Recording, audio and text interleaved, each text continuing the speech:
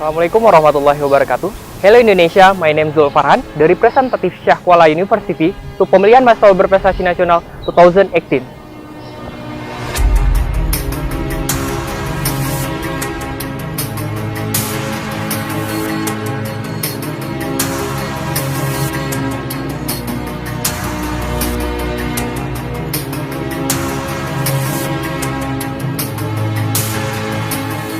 The percentage of malnutrition prevalent in under 5 in Aceh reaches 26.3%, still far above the national of only 19.6%, while the infant mortality rate in Aceh reaches 45%, which is also still far above the national of only 43%.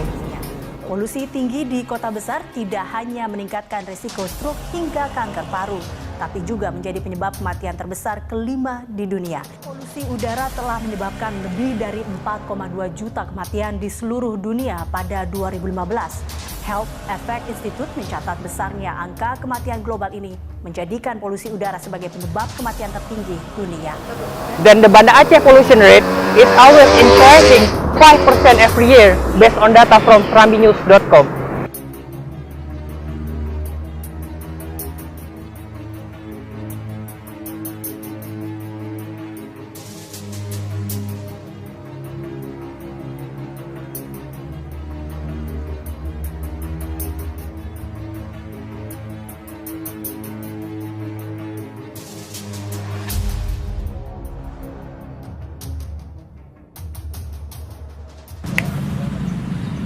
Therefore, I do research. This research a person of sustainable development to solution the problem that exists around urban area with major focus on environmental condition and nutrition need for the community as well addressing challenges to climate change can impact on the environmental and health. Then the simple solution is with the hydroponic culture because as it is said in Surah Al-An'am verse 19, that means water can reach the green plant.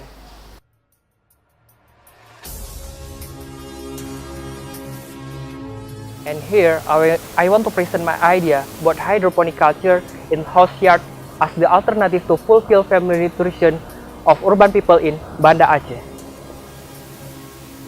Maybe hydroponic is not a new issue for few people, but in Aceh, especially Banda Aceh, the expansion of this planting method is not really familiar yet.